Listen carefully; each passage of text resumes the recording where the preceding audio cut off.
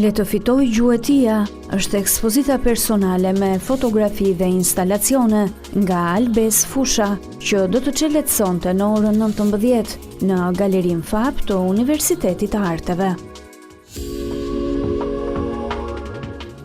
Retro International Film Festival vion të mbahet në Qendrën e Artit Agimi në Tiranë. Festivali synon të sjellë magjinë e së kaluarës me imazhe dhe momente të viteve të shkuara. Sonte, në natën e dytë, rikthehet eleganca e viteve 90 me stilisten Anila Zajmi Katanolli dhe sfilatat e para, si dhe pamje ekskluzive nga prapaskenat e aktorëve të teatrit kombëtar, dokumentuar nga Gens Resuli.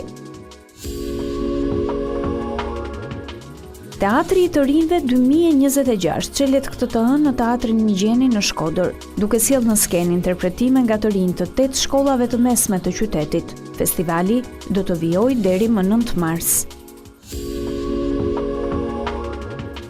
Nesër në orën 18:30 në mjediset e Librarisë Leximtari në Tiranë, do të mbahet një takim për ditën ndërkombëtare të shkrimtarëve, organizuar nga Forumi 26. Me këtë rast, inaugurohet edhe një kënd i posaçëm për autorët që do të presin lexuesit, do të ndajnë biseda mbi krijimtarinë dhe do të japin autografe. Kjo nismë synon të forcojë dhe institucionalizojë bashkëpunimin mes autorëve dhe librarive.